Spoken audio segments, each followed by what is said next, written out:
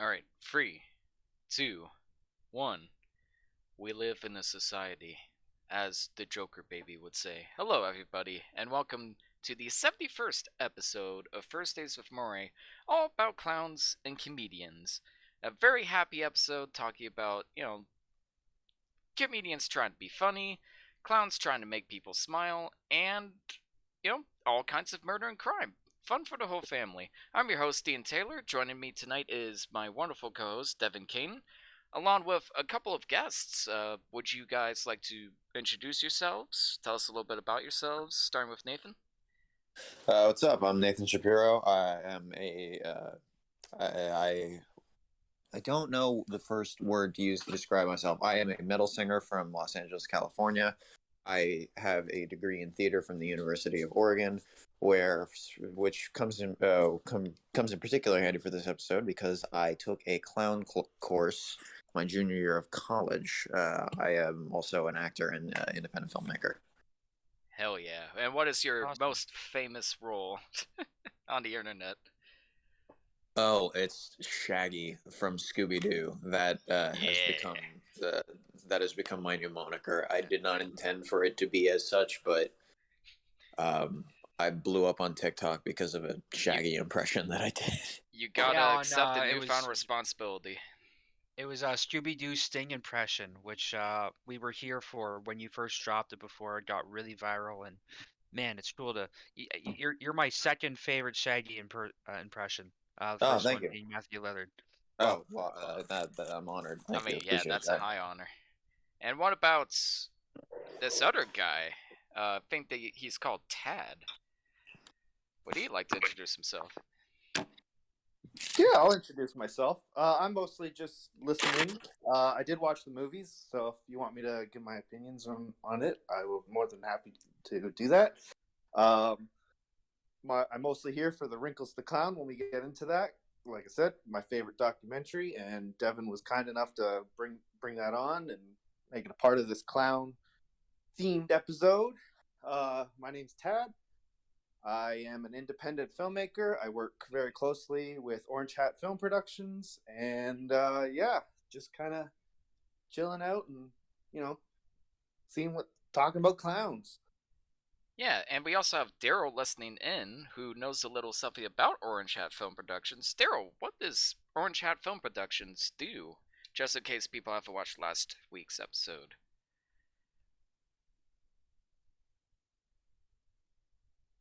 Good insight. I don't know if he's muted. Oh, that's all right. He's just gonna be. He said he's just lurking this episode, so yeah, I'll take his word for it. But that's right. Yeah, Nathan, I think you neglected to mention the name of the band you're in. Good point. The band I'm in is called Nox Sinister. Nox Sinister. It's the band name, but it's also my stage name. We have a lot of songs about Shakespeare. That's our whole gimmick. Shakespeare and also Mandy. You got that one song based off of the film with Nick Cage, and Mm-hmm. it's a fucking banger. Also, March of the Tyrant is a track I just can't get out of my head, and I really wish, like, every time I hear it, I always try to harmonize with it. Like, you could totally go over the edge with some like Iron Maiden harmonies and that, but I kind of like songs that also pull back a little bit in production because it almost invites audience participation. But yeah, that's just a hook I can't get out of my head. It's a good song. No, we appreciate that. Yeah, that song is probably one of the songs I'm most proud of. I wrote it in the shower, oddly enough. I was just. Some of the best songs come from the shower. Right, exactly. No, I just had this melody that I couldn't get out of my head, and then I booked it out of the shower, hummed it, sent it to my producer, sent it to my guitarist, and then the rest is history. That's how we wrote that song.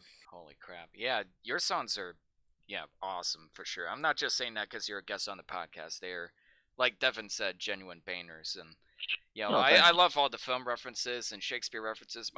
Reminds me of Jared Leto with 30 Seconds to Mars and how he'd keep making all of these homages to different films and classic works of literature that people may or may not have heard of. So I always enjoy a little extra as a film nerd in my music. Mm-hmm.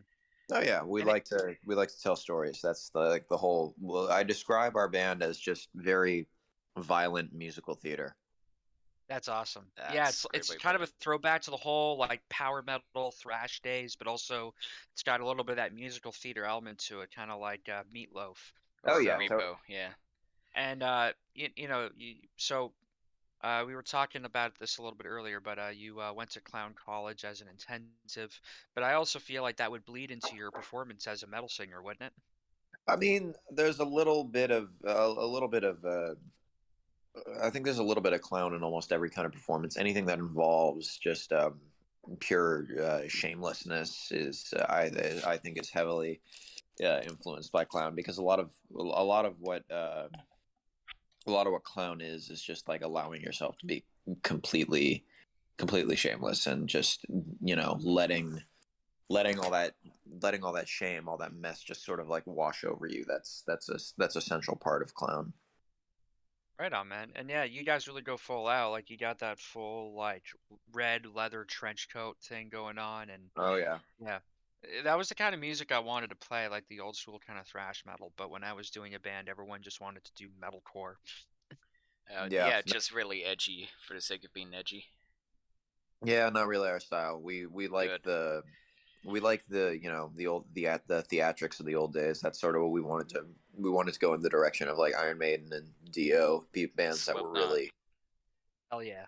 yeah, like even a little bit of Slipknot, a little bit of Ghost too, just like a lot of, theatrics, pageantry, uh kind of like a pseudo storyline, if you will. Like every concert is just every concert's a story. Every concert's like a journey that we want to take the audience on, which is why we start every show with March of the Tyrant to just to get people hooked, to get people involved. And like at the beginning of the show, I say like tonight you're drafted into our army. So we kind of have this illusion that the band is a kingdom of sorts, the audience is the army, and we're the band is the court. Like our guitarist is the executioner, I'm the king.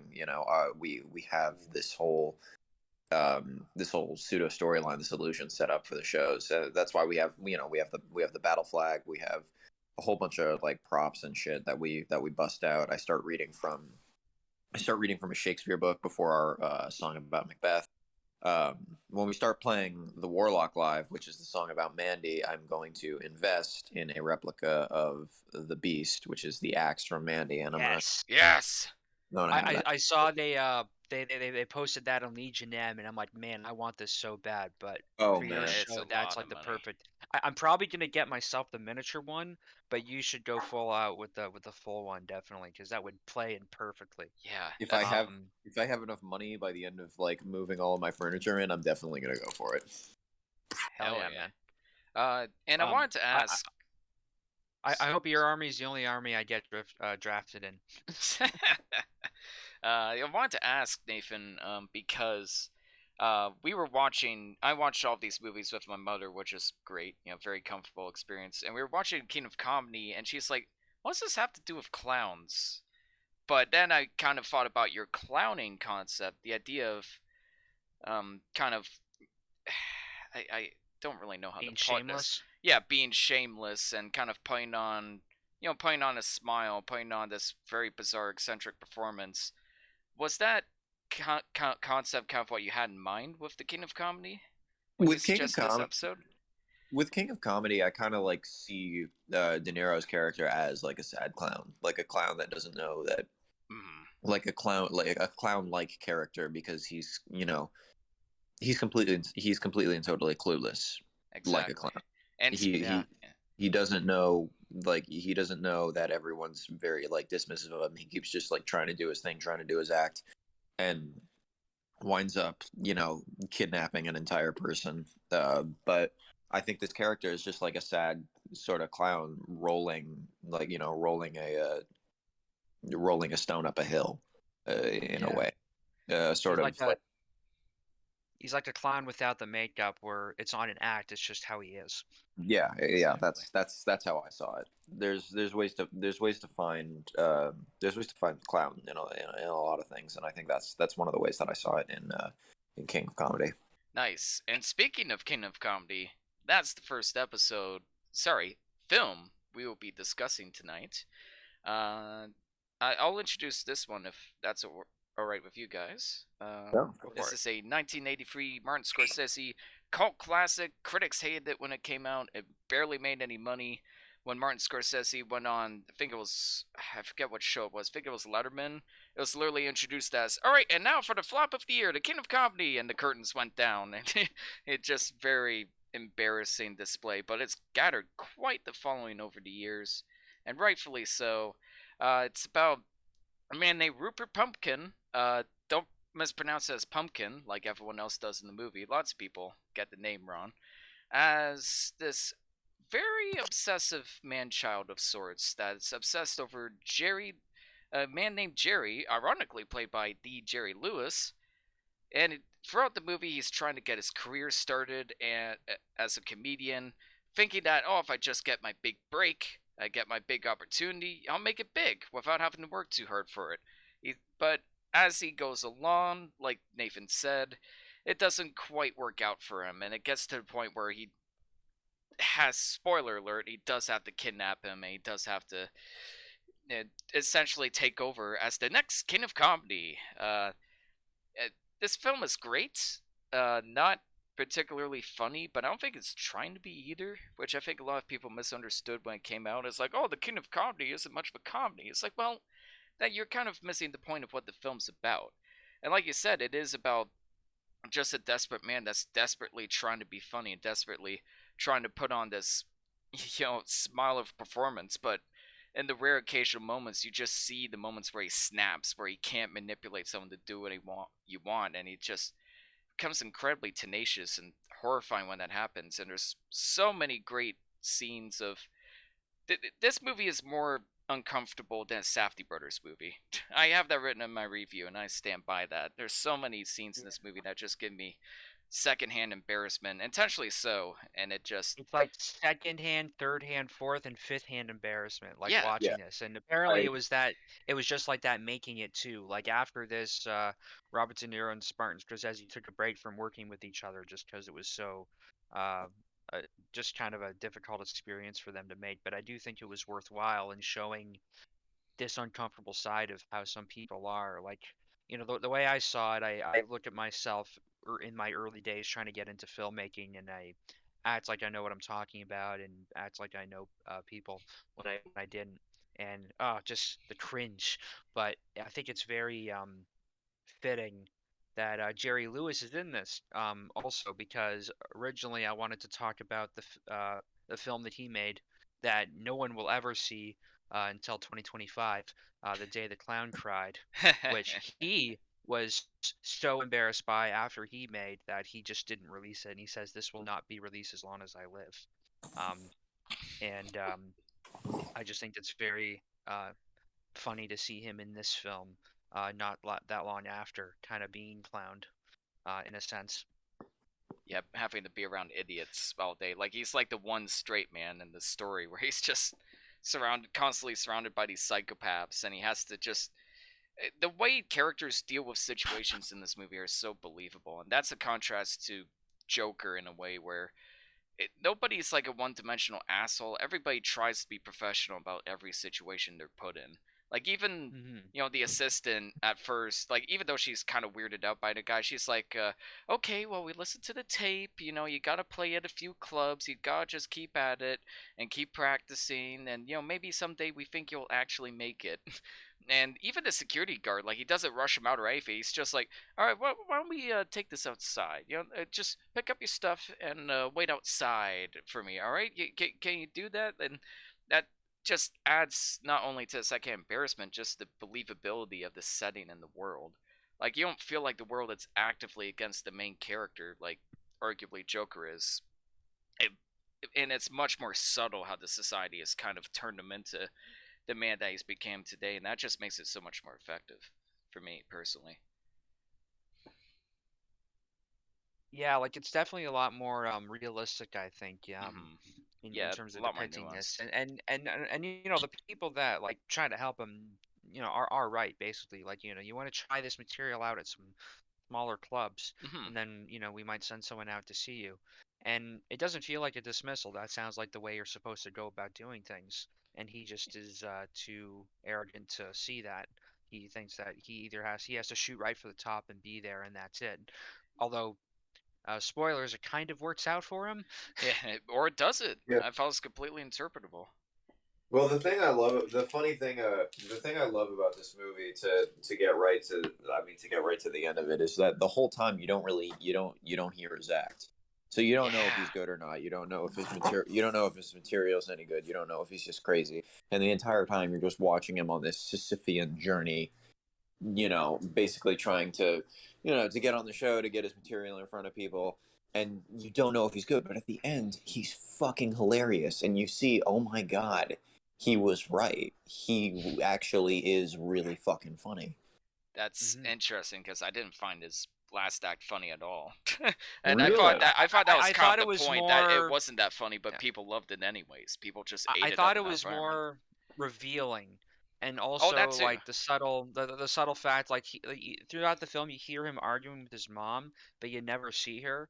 And at least according to his act, she's been dead for 9 years. So like there's like a version of her in his head that he's still talking to, Yeah, who's he talking and to? well, no, there's a version of her in his head that he's Oh, talking to. exactly.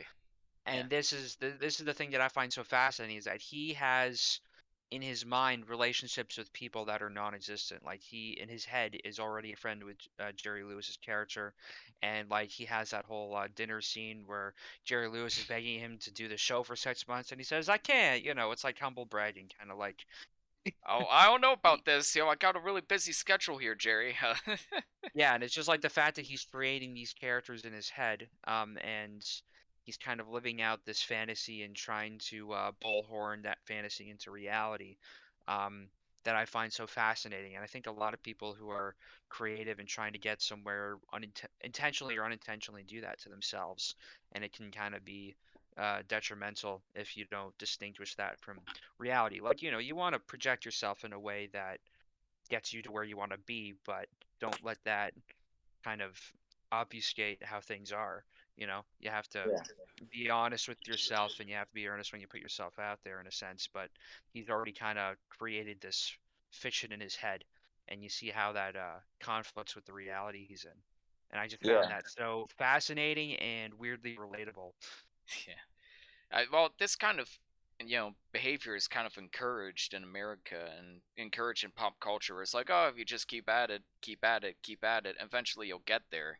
You don't necessarily need to work hard to get places if you just happen to be Will Smith's son or the son of a famous celebrity, or if you get a lucky break on TV. Nobody really realizes that you do have to work to get to the place that you are now, and some people just put themselves in a mindset where they can't accept that. It's really Yeah. heartbreaking to watch because of that. And that's why I found it more sad than funny. Obviously, there's comedy in it, but behind that comedy, there's just a deep, really deep, uncomfortable sadness that you kind of have to put up with. And it unravels itself very subtly as the film progresses. Yeah. It's it's weirdly and this isn't the same kind of thing, but I think of like Andy Kaufman and his style of comedy. Like there's an extra layer of irony and kind of something else to it where there's like a bigger joke than what his act is. It's like the fact his act is Yeah. terrible is kind of why it's funny in a sense. That's true, yeah. Um, or It's like cringe well, humor. yeah, but like way before its time. And I think it's Mhm. fascinating that this film really bombed when it was made. Um, because it's not that people didn't get the joke, but maybe it just was, it didn't seem as relevant back then as it does Yeah, now with exactly. how social media attention kind of gives rise to people like this. Um, Oh, Steven was mentioning the scene when he's waiting in the office, he's like, "I'll wait. It won't be until Monday." Yeah, I'll wait. He just like waits there. He looks at the lamp. He's like, "Oh, that's a really nice lamp." He's like, "Oh, is it?" Yeah, I never really noticed. Oh, as a customer service worker, there's so many moments of him like awkwardly sitting at the reception desk or talking to people and giving them shit even when they really don't deserve it. As a customer service worker, the whole time just thinking, you guys are so good at your job. How are you this patient with this guy? How are you this professional? oh my God. Yeah, no, people do not have that kind of patience today at all. No, Not at all. I wouldn't blame them for it either. Like if I saw a guy like this at Goodwill just waiting till the next day, like I'd be calling somebody or I'd be going out there and giving them shit. Like I wouldn't be able to just be like, yeah, sorry, if you mind just going outside for a second. But I guess in New York in the '80s, you didn't really have a choice. Like nut jobs were everywhere, and Yeah. that's another thing I wanted to point out. The setting is so convincing in this movie. Like the use of extras, the sounds of the city. Even in the reception desk, there's a guy, going into the office and in the middle of Rupert's discussion with the receptionist, he's like, "Can I go in?" It's like, "Yeah, you go in." Oh, all right. Like even like little details and little moments like that just add to the believability of the setting, and it's just everywhere you look, it feels real and it kind of grounds the story more than you'd expect on top of everything else. Well, that's what like. I think like the fact that it does feel surreal, just like I think makes the film that much more effective because I think that adds to the fact that people behave so realistically adds to this, kind of the secondhand embarrassment that you have watching this film and Absolutely. watching this character. If people didn't behave as as naturally or as realistically as they did, you would be just like, oh, this guy's making an idiot of himself, but why should I care? Because people are able to act so natural, you can project yourself onto the realistic people, Yeah. and therefore feel that secondhand embarrassment because you're just like, ooh, what if I was there dealing with this? What if I was there either A, dealing with this nut job, or B, what if I was this nut job and I was like faced with faced with people looking at me like this? And we didn't even Yeah, it's talk like about the best scene. The scene at the house, man. what scene was that? Oh, when he go to Jerry's house. Oh, I don't know what they want, sir. He wants to stay for a weekend. Oh yeah. Oh when my he goes up to God. Jerry's house. Oh man. Yeah. That was so like painful, and I was just waiting for Jerry to start beating his ass with the Oh, club. you You could know? tell he wanted to, but yeah, that scene Yeah, was almost entirely improvised. On top of everything really. else, like it just shows the skill between both actors, and again, like the realism of the scene, like how, like the people at the front don't kick him out, and they're just like, oh, he's not gonna be.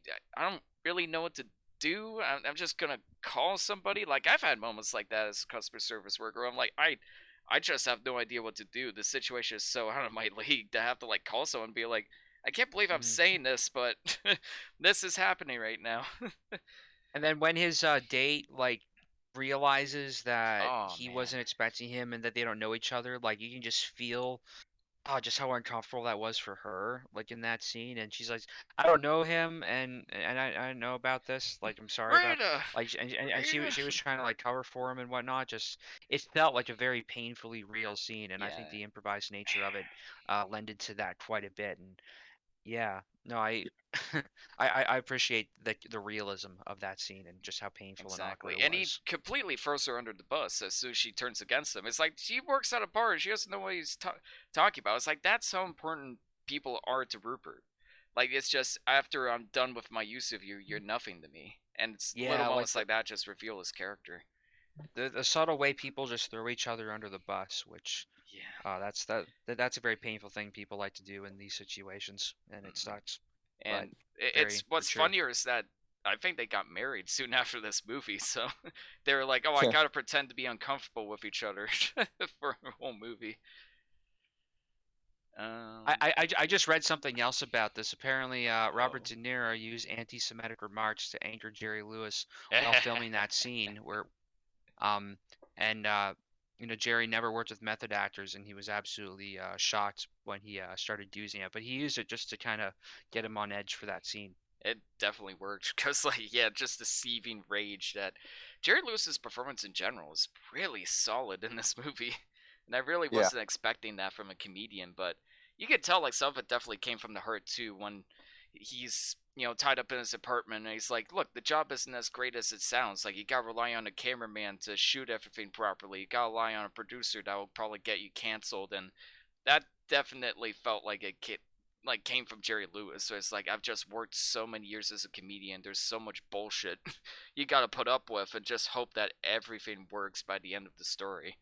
Yeah. Everything works. That the production is a success. Like it's moments like that where it's like this feels like Jerry Lewis talking and not just Jerry. And I think that's a perfect example of like I think it was Steven Spielberg that said you just find the actor and you find a commonality and you just mash them together to make something special.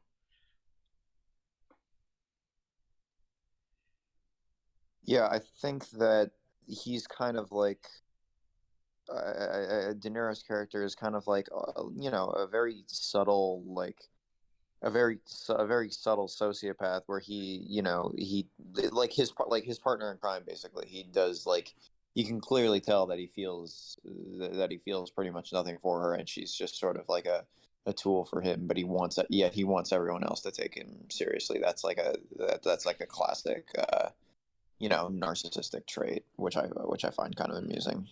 Were there any scenes you guys found genuinely funny? Because I think the scene where I found genuinely funny was the whole like dream sequence of him getting married live on television. And he's like, "You were right, and we were wrong. That's why we'd like to apologize for in front of the whole country." And he's just very seriously like, yeah, yeah, that sounds terrific. Thank you very much. It's just Yeah, that scene was so funny. genuine. But another scene that I thought was really telling, just because it reminded me of that, was when it shows him doing his act to like a backdrop or a wallpaper of an audience, and the camera just slowly pulls back, and you don't hear his act as much as you hear the audience cheering, because all he wants is the validation, really. That's all Yeah, it takes. that's when he's recording the tape, right? Yeah. Yeah, Yeah. and I thought that shot was so revealing. But and another scene that I just found really painful, but also really funny, is when they have Jerry Lewis, taped up to the chair, and the one girl just starts coming onto him. Oh yeah, no, that scene's fucking hilarious. That might be the funniest scene in the whole movie. Oh yeah, and all Oh of that God, was yeah. improvised too. Like all of that whole rant about her dad is like, my dad won't let me have any fun. Why can't you just let me have some fun? And Jerry Lewis is like, like on the verge of tears for most of the monologue until the end. And Well, it's like, I got an idea. How much of this movie is improvised? I large portions of it apparently, and you could definitely like feel it between the actors. That's hilarious. Oh yeah, it's Martin Scorsese always like implements a lot of improv in his movies, and this is definitely like a crowning jewel example Oh, of that done properly. I would say so. Yeah, for sure. Did you guys have any problems with the film? Because mine are somewhat not really. minor. I think I honestly, when I watched it, I gave it a 10 out of 10. Whew. Hot damn. Well, I do have some nitpicks of my own. Sorry. I think the only issue I had with is the fact that I saw this after seeing Joker, and I kind of wish I'd seen this beforehand, just because I could feel some stuff coming. But that said, plot-wise, they are both very different movies, and I do appreciate how much difference there is in them, so that there was still like quite a few surprises in the way they went about things. I thought it was a very unexpectedly interesting, introspective kind of film. Um, and I also hate how much I related to his character. And this is a Q&A question I wanted to bring up at some point. Like, who are some of the worst characters you found yourself personally relating to that made you want to like take a double check on your personality? This would be one of them. Yeah, to an extent, I think I might actually agree. Like, just his lack of wisdom in any situation. Right? It's like, do you realize how much of an idiot you are? Normally, I wouldn't let anyone speak to Rita like that. Like, it just completely goes over his head, like what he was talking about. Or when he's like, "Oh, you don't get idiots like you, Blake in my apartment." It's like, yeah, that's right. It's like, did you even understand like what he just said? Did you even like process the irony of the situation? Was it that he didn't get it, or is he deliberately trying to like block it out? Deflect it. Like I think he's it's a bit of deliberately being both. obtuse. Yeah, it's a bit of both for sure. I think it's an unconscious thing. I think it's that he just like he cannot fathom anyone talking to him that way. Yeah, especially Jerry. It's like, no, I gotta keep in my. Even at the end of the movie, it's like, yeah, we're still friends with Jerry. He still considers him his friend, even after everything, kidnapping him and everything. Yeah, there's like that element of kind of self delusion and denial of what's happening around you when, Jerry Lewis can't be mad at me. He's my friend. Like that's Exactly. what he thinks in his head. Exactly. Uh, Yeah. my issues are very minor, like I said. I love a lot of the improv stuff. It goes on a little too long, I think. Like when they're just arguing about like the apartment is like, oh, you're throwing on some clothes. Why would you take a break? I'm like, this doesn't need to go on as long as it does. Like I thought that kind of. I feel like the second act of the film in general always kind of drags a little bit for me. It's like, all right, come on, give us the climax. Yeah, give us the really sad comedic routine. And there was some like weird ADR every now and again, and it does that thing where it's like somebody else in the other room is talking, but it's very clearly like their lips aren't moving when you see them running past the screen or anything like that. That's more of a dated thing, but it still kind of threw me off, given how great like the other technical aspects are. We haven't even talked about how great the editing is from the fantastic film of Shoemaker, as usual. Fantastic editing. Oh Um, yeah, I mean that one scene with the audience kind of drowning out his act would be a great example of like a good audio edit yeah. Yeah. paired to a visual. Mhm. And every time it like cuts, like the dinner scene, for example, it cuts. It's like a shot reverse shot, but it's shot as Jerry is in the dream sequence in the dinner scene, and it cuts back to Rupert in real time. Like, and it cuts back and forth, and that's like a really clever kind of twist on the whole shot reverse shot perspective. It just really cements home like the situation and what's really going through his mind. And yeah, that's it. For issues I had. Yeah, I don't have anything else to add. I just watched this film a few hours ago, actually, so still kind of fresh in my mind. But you definitely need to check it out if you haven't. It's underrated, cult classic, very uncomfortable, and One of give De it. Niro, Yeah, one of De Niro's performances, in my opinion. I put this up there with Raging Bull. yeah. I put this up there with Raging Bull and Taxi Driver for his performances for sure. Don't like it quite as much as his performance in Taxi Driver, but then again, I suck off the movie constantly, so I'm a little bit biased. Yeah. Anyways, King of Comedy gets an 8.5 out of 10. It's really close to a 9. It's like right there, but it's not quite there for me. So, I'll give it a 9. nice. Just to spite me. I, I, Yeah, I, you're welcome. I gave it a 10 out of 10 when I first saw this, so I'm gonna stick to my guns on that.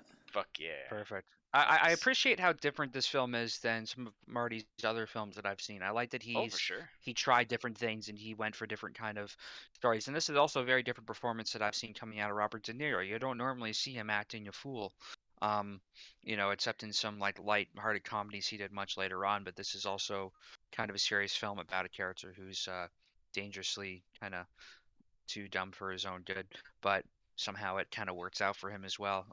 Because he wrote I don't know if the autobiography was just part of his fantasy, if that actually happened, or if he just went to jail and that's kind of how he dealt with it in his head. Mm. But I like that kind of ambiguity about it. It does show the elements of like media sensation and yeah. And Stephen was just mentioning the freeze frame opening, Oh, I and how forgot about that. effective Yeah.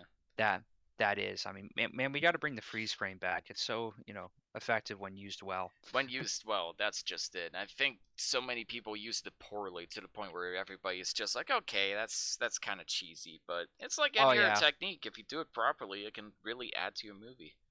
I think trailers in like the 90s and 2000s kind of killed it. Yeah, the 80s in general killed it, I think. Like, let's end on a freeze frame. All characters jump in the air. Yeah. Awesome. Thanks, If I Breakfast Club. may, sorry to Mm. You butt in may. here, guys. If I may, I think we should talk about what this film is ultimately saying and how it's almost kind of more relevant today in the world of the internet than it was when it came out, just on the basis of how it treats fans and people who have like this obsession Oh, yeah. of something that it becomes their personality and becomes their defining trait. They get this kind of, like you guys said, like this delusion where like anytime something comes to wreck that delusion, they just like either rebound or it just flies over their head or they dismiss it outright.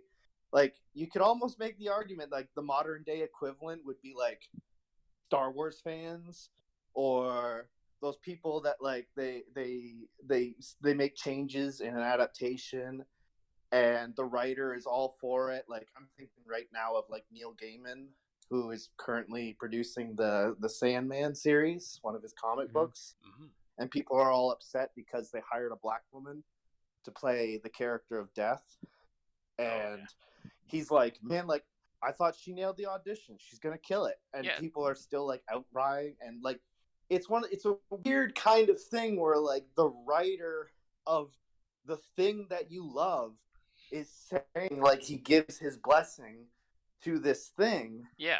But there are still people out there that say, nope, you're wrong. You're wrong. That's not, like, you have no idea what you're talking about. And exactly. It's like, that's the, like. Oh yeah. I'm really glad you mentioned this because I wanted to talk about parasocial relationships and how this is very much one where he creates a fictional version of a friendship in his head that he has with Jerry Lewis, who doesn't even know him, and this is something that is even more of a problem today with like YouTube personalities and other celebrities and the way we interact on like social media platforms like Twitter or Facebook or Instagram, and people think that they're friends with these celebrities who don't know them or don't give a shit about them or are sick of having all this kind of attention from people that want something from them. Like I think of that scene with Jerry Lewis in the street, and this woman is on the phone with her like son who's dying of cancer apparently, and then when he says, "No, I'm busy, I gotta go," he says, "Well, I hope you get cancer," And apparently that was based off a real interaction he had. Like people really just get maniacal about celebrity obsession and wanting these people to be their friends just because they see them frequently all the time on television and other platforms. So, I think this film is a really early example showing kind of the dangers of a parasocial relationship. And I mean, and that's only nowadays there become are more a lot of relevant. Rupert Pumpkins out there. That's for sure. There are, and the dangers of a parasocial relationship, but also just like the power of how far like one person's delusion can take them, like how far one person's inflated idea of themselves can really push them, which I think is fascinating. And let's not forget, Rupert doesn't feel this way just about Jerry. He thinks this way about a whole list of celebrities. Like when he goes for his autograph book, he's like, "Oh, I'm friends with it's like got my autograph of Marilyn Monroe. I'm friends with Woody Allen, that aged well. I'm friends with all of these different celebrities that don't know my name and don't know me." And like people create these fantasized ideals of what a celebrity is going to say and what they're going to look like, and when they don't meet those expectations, they're just setting themselves up for disappointment. And you see it all over. Like even when the film came out, literally nobody, everybody set the wrong expectation for the movie, and it was a bomb because of it. The irony of just the audience is like the characters depicted in the movie. They're just setting themselves up for a perfect, glamorous expectation, and that's just doomed to fail as soon as they kind of realize what they're actually going for. You see it all over, and it's really, really depressing to see, but I also don't know what people expected in this day and age. It's very revealing, and it's very kind of ahead of its time, I think, in depicting that and for sure. Just where that problem would go. And also, after seeing Rupert Pumpkin kind of go about in the world, it makes you wonder if he's somehow a distant cousin related to Arnie Fufkin in Spinal Tap. Pumpkin, not pumpkin. Pumpkin. Right. Oh, but everybody mispronounces the name, so it's all good. Speaking of society, let's talk about the Joker, baby. Yeah. Who wants to introduce the Joker, baby? Transition. I had to get that out of the way. I remember when I saw this movie with my friends, they would just not stop saying that. I'm the Joker, baby. Yeah, I am the Joker. Look, guys, poo-poo in the toilet bowl, no individual care, but poo-poo in spaghetti and spaghetti. I have not heard that one. What the fuck? I would like to preface this with the fact that I didn't get this shirt until after I saw the movie, but I should have worn this shirt to the premiere. But I wore this shirt in a movie where I played a Joker parody. I have a shirt that is just a stick figure drawing of the Joker, like naked with a gun and a boner, and then the Joker is just projectile shitting, and then there's a caption that just says "poo," and it is one of the best shirts that I own. Please put a picture of that in the live feedback Yes, channel. We have please to see do. this. Let's not share it on YouTube because I don't want this video taken down, but please share it in the chat. Oh Uh, yeah. Nathan, do you want to introduce the Joker? Yeah. So, Joker is the 2019 adaptation of the DC Comics character, directed by Todd Phillips, who, fun fact, Todd Phillips' first job in LA was something that he shot in my childhood bedroom. Oh. What? Yeah, my dad worked on one of his first jobs with him. No fucking way. That's awesome. Holy shit. Yeah. What film was it?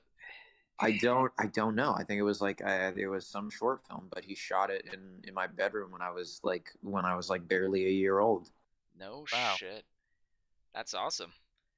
Oh yeah, but anyway, Joker is a completely new take on the character, mixing in a lot of elements of psychological thriller, but also like comic book movie tropes in there. It's a complete reimagining of the character, and I think it's just fantastic. It became a meme of sorts. As most things do in this day and age. But I think aside from its meme status, it's a very solid film. Honestly, like after like I remember seeing it in the theater and I was really pumped for it. And then all the memes come out, and then over time that kind of degrades the image of it in your head just because you can easily meme it.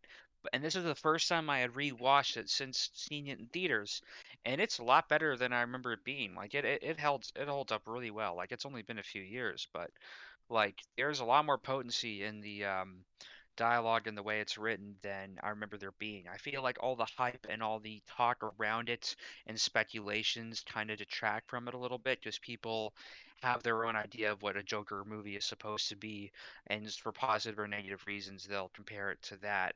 And but just watching it again, kind of in isolation with this focus in mind, it really holds up like really well. And yeah, I thought it was fascinating to come back to that and just kind of read it almost felt like watching it again for the first time. Mm. Like Wow. and like I love the cold opening where there isn't any dialogue. Like the first bit of dialogue you hear is when he's in the office with his therapist, and everything else is just images, and it feels like kind of an independent film, although there is this embedded intertextuality, I think is the phrase, where you know who this character is and you have these ideas already of what is happening. But if you just look at it kind of on its own, it does play out almost like an independent film where you have no idea who this person is. And I tried watching it from that perspective, and I found it very effective in that sense. And this was kind of Todd Phillips' idea going into this film is I wanted to, make like an independent film and then, sneak it into where it's actually like a superhero film. But but make like an independent film otherwise. The And thing, I feel like uh, they did a great job with that. the thing that I loved about this movie was that it so much felt like it wasn't a superhero. That's what I like. Oh, for That's what sure. I That's what I feel like most superhero films should be. They should be genre films with like the wrapping of with the wrapping of other films. Like the reason why I think the first Captain America was so good was that it was a war film disguised as a superhero film. The reason The Dark Knight was so good was that it was a crime thriller disguised as a superhero film. I think we need to go back to the formula of genre films masquerading in superhero skin. Yeah. Just 'cause Mm. Yeah, I think you'd have better films that way. Like Guardians of the Galaxy One is the Breakfast Club in space. I was yeah, gonna like say, yeah. this film has its own story to tell and its own kind of trajectory that it's doing. Um, and it's not just like plopping in these seeds for future developments like all these end credit scenes are, If there's where if there's a it's just sequel, I'll be pissed. If there's a sequel, I will be Oh yeah, pissed. God. this should be a Yeah. singular film, and I think that's where it's best, just being this kind of single film.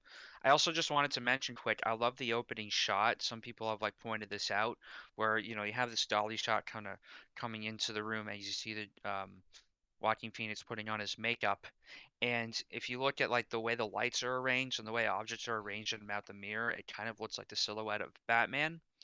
which I thought was some really clever kind of framing. If I can get a picture of it, I'll show you. But it's very subtle. It's there, but it's not in your face, and I appreciate that kind of Nice detail. sort of a subtle premonition. It's kind of like those paintings where they or drawings where they draw things that look like a skull from a distance, but up close you see it's like two girls' heads and this kind of framework that they're in. Yeah. Nice. I was gonna say, like, even the Batman, like Matt Reeves' new Batman movie, that looks like a full-blown film noir, just kind I of hope disguised as a so. Batman film. The soundtrack seems to be leaned into that too, from what they showed on YouTube. And I loved Joker when it came out. Like, I was like gushing about it. I was telling people to see it, despite all of the controversy around it.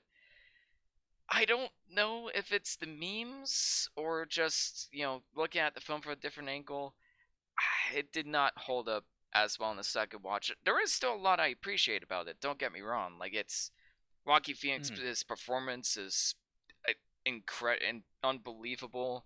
Like, the cinematography is really good for the most part. The soundtrack by Hildur Guanci Nadir, I apologize if I mispronounced that, is incredibly haunting and effective. And there's some great scenes in it. Anytime the Joker dances, I'm just like it's just transcendent. Like, anytime he dances, it's I have to some mention of a the fun best scenes fact in the movie. about the composer in this. She is actually the sister of the late Johan Johansson, That's true. and I Good, thought her, good yeah, daughter. That's good that. Doja. Thank Yeah, you. they're both Icelandic. Um, I don't know if Johan just had better marketing with his name, but I thought she did just as a terrific job as he would have with a score like this, and I'd love to see her do more work because I think she's incredible. Didn't she win an Oscar for this score? Or She something? did, Yeah. I and rightfully so. deservedly so. Yeah, Yeah. I'd Yeah. agree with that. Yeah. It But was great. I think I think my biggest issue with this movie is that it over explains itself. I feel like it relies I That's mentioned fair. this problem before in other movies we've talked about, where it's like, even if the message is important, even if it's something I agree with, doesn't mean you're kind of exempt from not being subtle or interesting about it. And there's a few too many scenes, especially towards the end, where it's like, show, don't tell. Like, don't just tell the audience like what the message of the movie is. Just show, don't tell. And the movie doesn't do a super great job of that, in my opinion. There's even like in the beginning dream sequence, which is, like perfectly corny and everything, and you could tell it's, fake and bittersweet. But it's like, I never really had it's like I never really thought of somebody as a son. It's like he directly mentions that he needs a father figure in his life. It's like, you didn't need to say that. You can imply that in other ways. You didn't need to directly say that. And this time around, I don't know why, it just kind of drove me I think nuts after a while. I I think they think a wanted to good make sure example everyone of at the that, back Ian. would Oh, get it. sure. No, no, go ahead. I think a good example of that, Ian, is the scene where Arthur steals the papers at Yeah. the psych ward, Mm-hmm. and like they do the reveal where it's like, oh yeah, like your parent is Thomas Wayne. Like, I think it would have been a lot more effective if you didn't see what he saw in those papers, Yeah, and and they it was Yeah. just left his it up to reaction. the Yeah. yeah, Sure. Although ambiguous. there is still some ambiguity, I think, where there are these documents of him being adopted, but then uh there's a scene where he's looking at his mother, and it's like all these are being forced against her will, and you don't know if that is what really happened or if that's how he's imagining how it happened. So there is a little bit of ambiguity there, but I think it would have been a little more powerful if you actually didn't see what the document said. And it's like, is he going further into delusion or is he finding out the truth? Um, and I think that yeah, that definitely would have been more fascinating. I think this film kind of had the unenviable task of striking a balance between how do we push this character to be more grounded, realistic, and nuanced, but also sell well to general audiences to actually watch it. And I don't like to pander to the latter. Like, I like the film to be its own thing and to not hold the audience's hand. I like for it to, you know, um, not treat the audience as dumb, but I do think that they were trying to make sure everyone at the back got what was happening, and so there is that element of it that kind of detracts from it a little bit. Um, But I think for the most part they pulled off a really good revisioning of the character in a way that is kind of at least for this is really good. But yeah, there's definitely elements that could have been better and could have been more I would adult and like to ask a interesting. question. Go for it. Go for it. What are your guys' opinions on the ending? Because I am so halfway on that ending. Like, part of me really loves it, but part of me also really hates it, and like I can't decide which Well, is why do you hate whether. it, first off? Why do you hate it? Yeah. Okay, I hate it because once again we are seeing Thomas and Martha Wayne get killed. I'm so sick of it. Yes. Oh well, I yeah, agree. that part was unnecessary. That was so dumb. really I unnecessary. am so sick And of putting his hands on Bruce was a little bit much. Like, I don't think people talk about how creepy that is, yeah. But We gotta make him look like the asshole this time And around. like I also remember reading an interview where they said that the original ending they were going to go with was that instead it was Bruce Wayne that was going to be the one shot in the alley and Thomas and Martha were going to win. And I think that's a much better ending. And Oh, that would be you're good. forgetting the other part. Joker was the one who did that. Yeah. But the thing I kind of like about it is that they made Batman's, or I guess I shouldn't say Batman, they kind of tied it into the story and the fact that this movie is very much an eat the rich kind of movie. Mm-hmm. And Very much so. it's kind of funny that Arthur starts this movement, and the only one who really suffers is the only innocent character in this movie, Bruce Wayne. Like, wow. say what you will, Bruce Wayne is the only person in this movie who's like an actual innocent, and he's the one that gets like the worst of it. So, like, again, I'm kind of half and half on that ending. I don't know if I like it or not. So I I'd think love to that hear your like guys'. the only issue I have with the ending is that like if there's a message, it's not clear. You know, this is something that I talked about with my comics professor was that he wasn't sure what the film was trying to tell him. Now, when I originally saw it, I posited that the film was not really like trying to say anything and that the film was trying to tell a story, but there is a lingering feeling in my mind that maybe the film was trying to tell us something. I'm just not sure what it is. If it was Eat the Rich, like, it's like, why should we care? Yeah. yeah, I mean, The cynical part of me would say that they put something like Eat the Rich in there to sell to, people that, look at the rich and think, oh, that looks like a good meal. But really, it's not really saying that. It's just putting that as just like a placeholder for, a backdrop. Here's a consumable bit of ideology you'll gobble up, Yeah, and the interesting part is like, I forget. Sorry, I keep forgetting Joker's actual name. Like Arthur. Arthur doesn't really care about any of that. Arthur, Yeah, doesn't really. He's kind of brought down by society, but he doesn't really care about like eat the rich and stuff like that.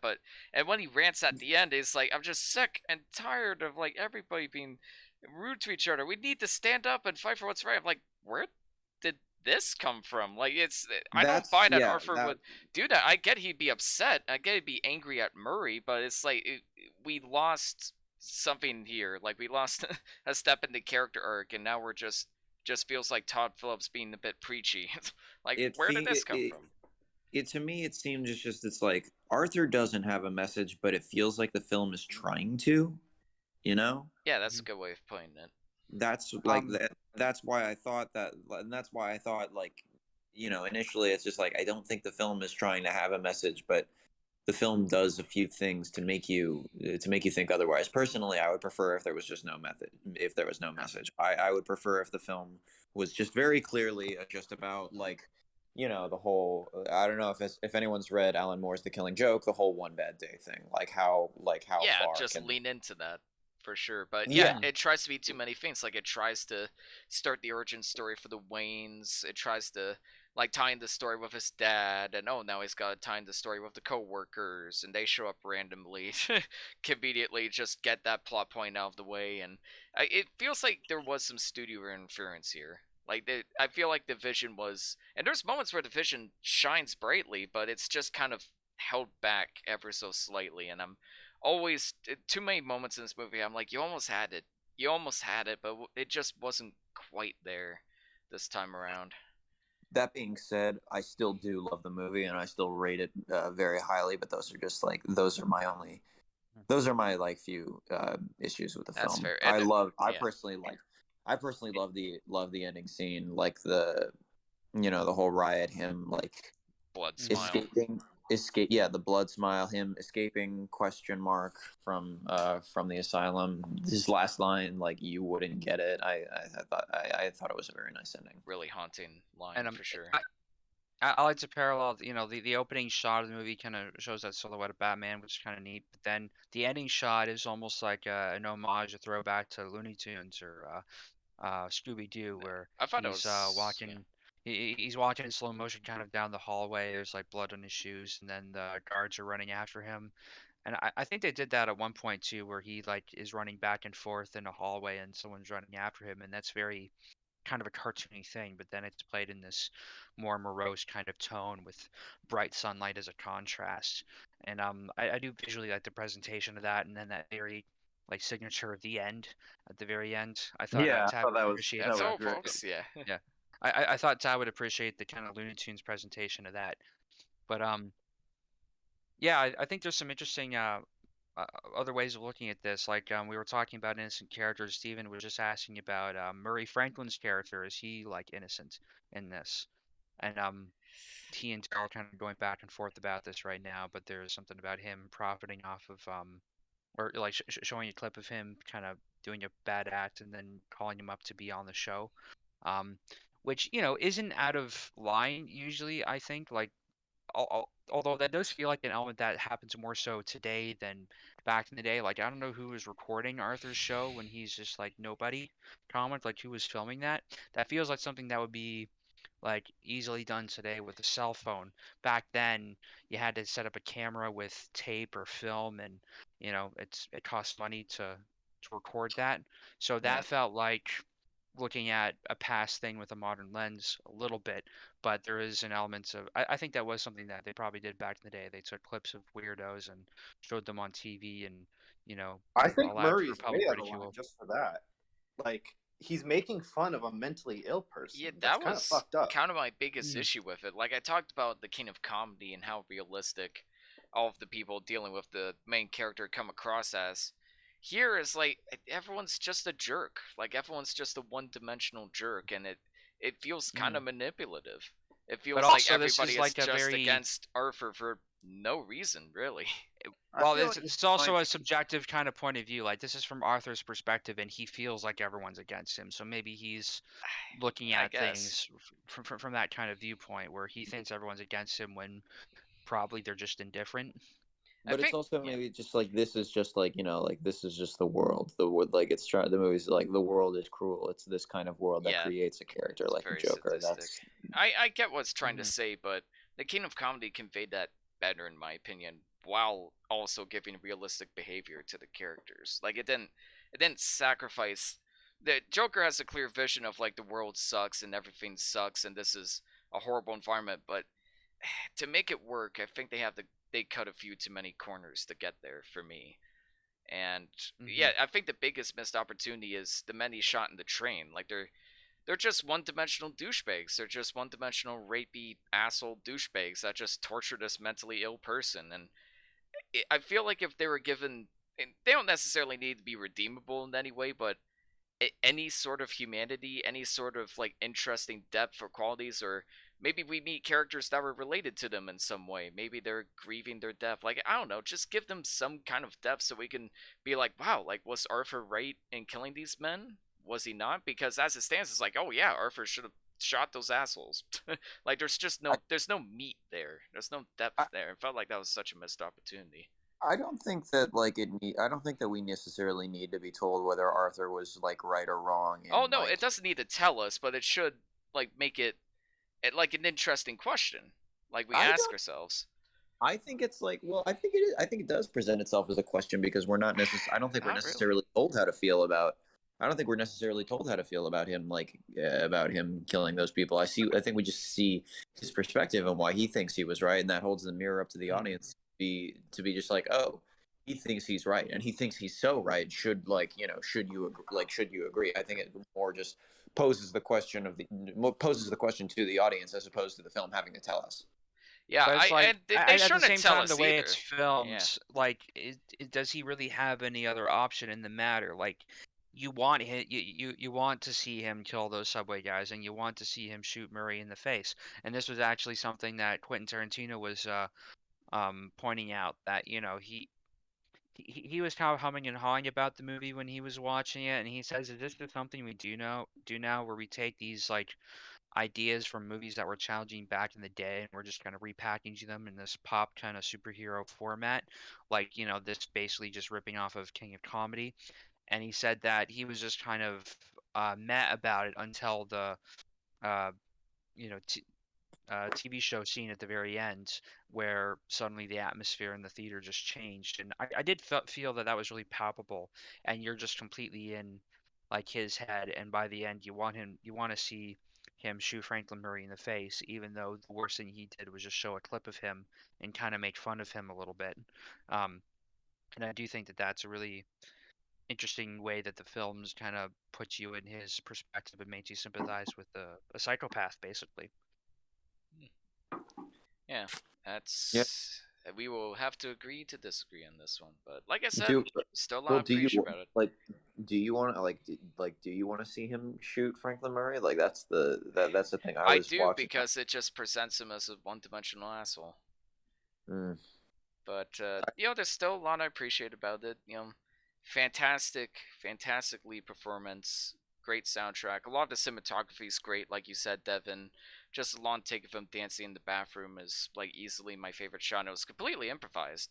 Like that That's wasn't great. how the scene was supposed to go. It was originally like he was gonna bury the gun, and it's like how does Arthur know how to put away evidence? And at one point they just started playing the soundtrack on the phone, and Wonky Phoenix like started dancing, or like, quick, shoot it, like start shooting the scene. And that improvised feel to it, and it also just reminds me of how much Wonky Phoenix like carries this movie for sure. And there's a lot of like the scene, even though like the rush nature of the scene of him killing his partner was a little strange. Just the scene of him like talking to the midget, and you just really don't know like if he's gonna kill the midget or not. That's He one of does the a best little scenes in the jump scare. movie. That's probably the best scene in the movie. Like there's genuine tension and fear, and there's a lot of great scenes in this movie, but just not really a compelling enough narrative to tie it all together. You know what? Now that I think about it, when I actually first saw this in theater, I almost imagined that scene was going to be worse, because I remember hearing some story about the Joker being on like live TV and then gassing the whole room, and What? I almost thought something like that might happen. So Mm. it's still pretty shocking what happened, but it's funny, like when you know a little bit about a character, you read some of their story, you have different kind of expectations. I forget what story it was, where he like gassed a whole room full of people. He does that a lot in the comics. Like, it That was makes sense. he does that in Dark Knight Returns famously though. That's the That's scene where great. Yeah. I he's on see. he's on a talk show and he gasses the entire audience. But he does that a lot. But the scene with Murray, I just thought is like the tension is so beautifully orchestrated. Like That's true. probably it's about to happen, but the thing that you're wondering the entire time is just like, okay, what's going to be the straw that breaks the camel's back? I know something bad's going to happen here, but what? Like this situation, this interaction is progressively just getting worse and worse. What is going to be what pushes it over the edge? That's why I think that's a great scene. And the music, But it's like picking up towards the end, just perfectly builds Yeah. on that. oh, the music is beautiful, and it's kind of it's funny watching this right after King of Comedy, because it's almost like Jerry Lewis was right when he's at his house and he says, I'm gonna be more famous than you and have my own show, and then he's like, well, then you're gonna have to deal with idiots like you, and then you cut that right to Joker being on the show and shooting him in the face. It's like, boy, how the turns tabled. Mhm.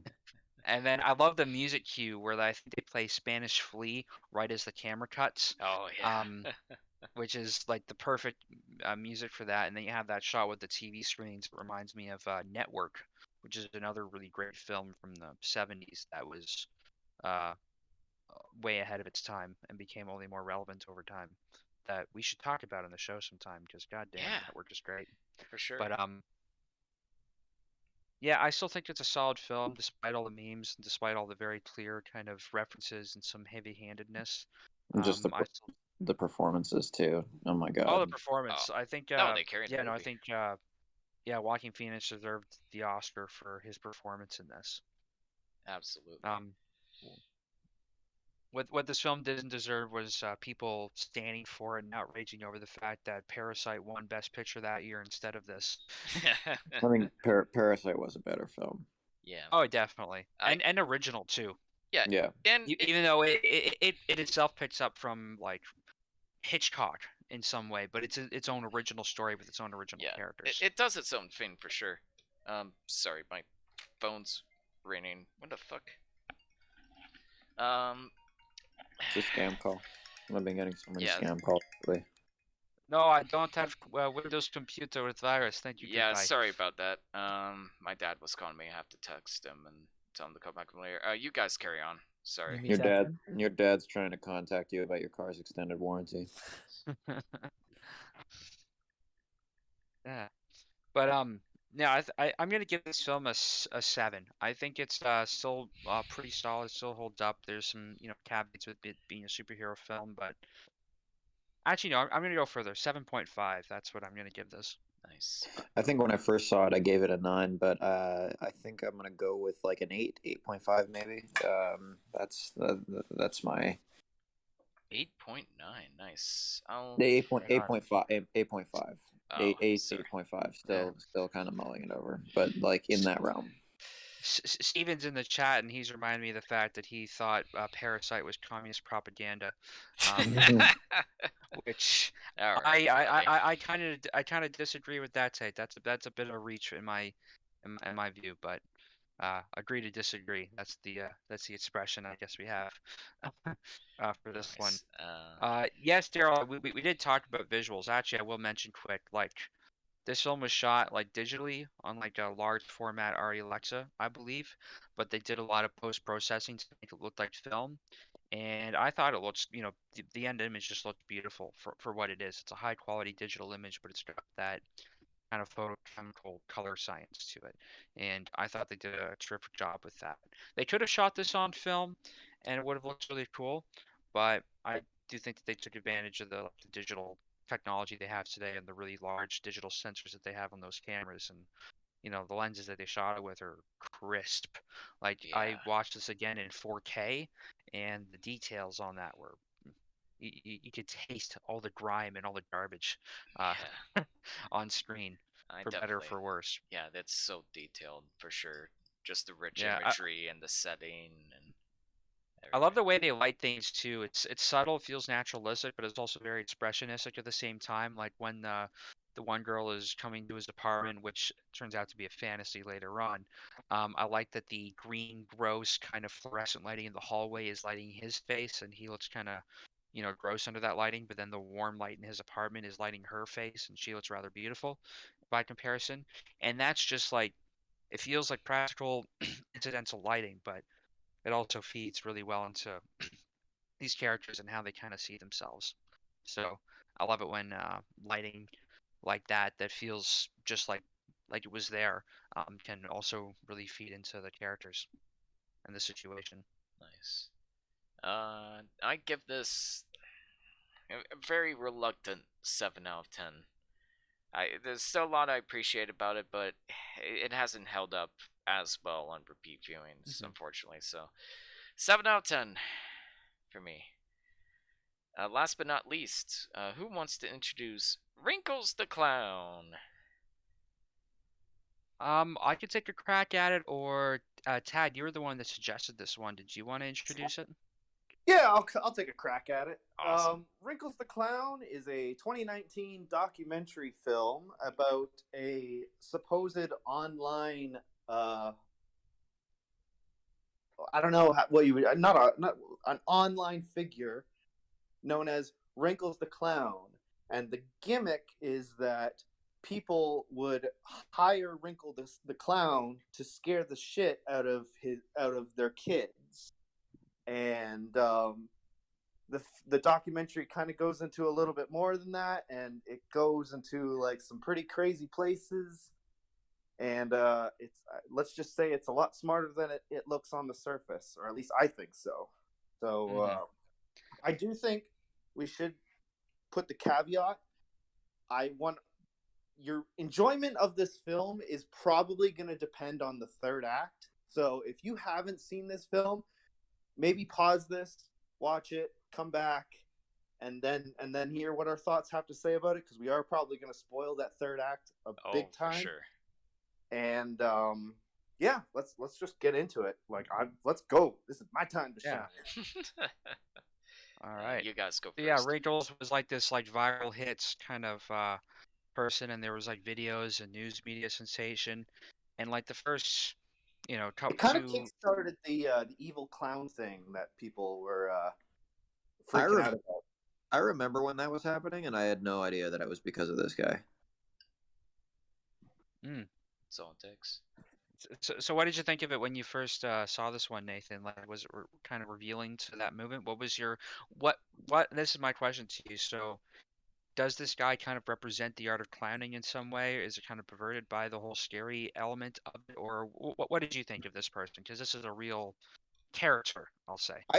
I think he commits. I gotta say, I think he commits to the bit, and I enjoy that. I think it has very little to do with the actual art of clowning, but I appreciate a guy who I appreciate a guy who sticks to the bit.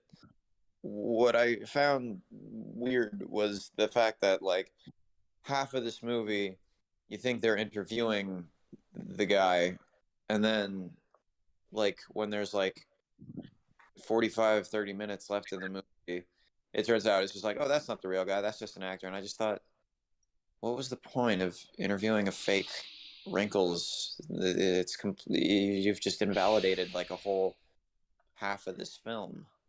Invalidated. Interesting, because I think it elevated quite the opposite. I think the ending of the film, it's making the statement that sometimes you shouldn't, like, let's be honest here. When we hear documentaries, we think, oh yeah, like I'll watch this and I'll get like a true story or whatever. But what we don't realize is that documentary filmmakers sometimes leave things out or change things. They take liberties. Oh, for sure. Like, there's a lot of people out there. Like, there was a Flat Earth documentary, and there was a lot of scientists that came out that were interviewed in it. And they're like, if I knew what the documentary was for, I never would have given that interview. And like, they took all the things I said and clipped it out of context. Like, I think that's what makes this film go the extra mile, just in the fact that like it's saying something about the genre, the documentary genre, and how maybe you shouldn't trust everything you see in a documentary just because it says it's a documentary and this is a true story. Like, yeah, like so many people have the false assumption that documentaries are quote unquote like true stories, and some documentarians are more faithful to the subject matter and trying to present things as truthfully as possible. But I took a just like you, Nathan, taking a clowning intensive, I took a documentary film intensive, and the one phrase that they drilled into my brain when it comes to making any film is every cut is a lie. And yes, there is an inherent manipulation in media and how things are presented, and I feel like this film absolutely shows that. What that has to do with clowning is arguable, but I do think that there's something about putting on a character, putting on a face, putting on this facade, but then what's your end kind of goal intention? And I do like the history of clowns that they present here, where the idea of clowns was this vaudeville act of presenting a character to create joy, but there is this inherent kind of almost mistrust where you don't really know who the person is behind the makeup, and then when they're near your kids, that's even more unnerving. So there is this kind of inherent fear factor in that, which Wrinkles as a character kind of exposes. Although, yeah. yeah, this film absolutely pulls the rug out from under you in the third act, where where you realize that this wasn't really a real person doing these services, and this wasn't a real actor who is Well, this not like just that old it's not a tired real person, person, none but of it like is real. Like, yeah, not like even the video that kickstarted the whole Wrinkles the Clown phenomenon wasn't real. Like, you can see the footage that was cut out of him talking to the daughter, being like, "Oh, well, like the clown is going to be under the bed, and we're gonna like he's going to slowly creep out, and like it'll be really creepy." Like and people were in on it. Like it's not Yeah, just like when they show the family kind of acting out, and like like the kids weren't in on it, but the parents were, and also the kind of real world implications that led to were actual people like who were creeps dressed up as clowns and actually hid in the woods to try to give the kids candy and shit. Like I feel like that's where things kind of got out of hand, and I don't know how much responsibility the filmmaker took to influencing that, because that's where things get a little dicey. Um, but I do think it's interesting just in the filmmaking perspective. But I am curious, like, what does this say about clowning exactly? Um, like this character, like you said, you're commending him for committing to the bit, but the fact that he wasn't even a real character to begin with, does that undercut the messaging of this film? A little bit, I would say. I mean, the more like I don't know. When I watched this, it's just like the more they revealed about it, I was just like, okay, so why do I bother at this point? It's not like he's just like it's not a he's not a real character. It's not a real like thing that he does. So like, what's the point? Like, what's the point of this? Gotcha. It's kind of like a Halloween kind of cosplay act, I suppose. Yeah, I mean, it's fun performance art. I can dig that, but I just sort of got like once they revealed that the guy that they were interviewing in the first half of the film wasn't the real Wrinkles the clown, I was a little disillusioned with the piece after that. I was like, oh, okay, why bother? I should probably sub in because I've been really quiet up until this point. I really, really, really didn't like this movie, and I have a bit of a hot take. The Go ending for it. didn't feel genuine to me. What it felt like was a save. It felt like a save because I felt like the filmmakers at that point realized this, nobody's gonna buy this. So you know what we should do? We should just admit to being fake, admit that we were trying to make a fake documentary the whole time, and then make the audience think it was secretly satire. And that's what I felt about the final twist.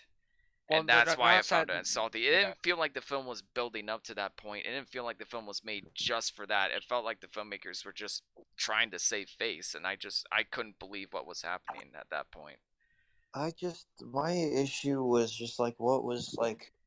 Well, the point is that it's like, oh, it's all an illusion. It's like, don't believe what you see, kind of things. But it didn't feel like the film was building up to that to me. It just felt bad. It just felt like they didn't know what they were doing. It just felt like they had an actor because they probably couldn't interview the real guy for whatever reason.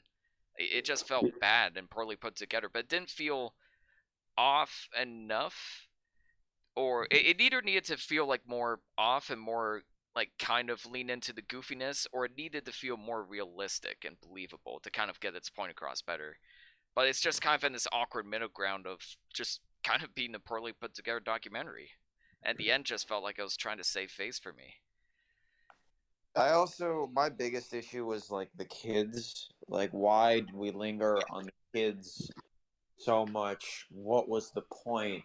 Oh, Yeah, it was like, it was like cute and kind of endearing or so whatever. unconvincing. Like the high five they do, like the I dad was does with just the like, kid. I was like, come on, you're really I was not just like, expecting me to buy that. I was just like, I don't care about this. This is like, it's so far from the point of whatever the flimsy point of whatever this documentary is trying to do, but it's just so far from it, and I don't care. Exactly.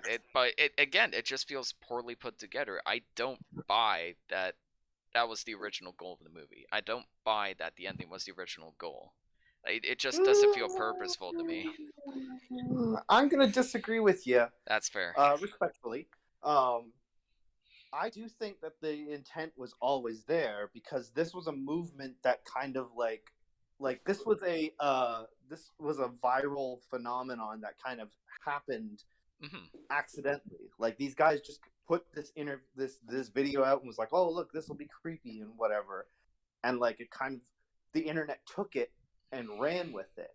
And I think that's what the movie's ultimately about. The movie is ultimately about, like sometimes these things that we see on the internet, and rightfully so, also documentaries, it's outrageous and it's like crazy and it's almost unbelievable, but that doesn't necessarily mean that it is fact.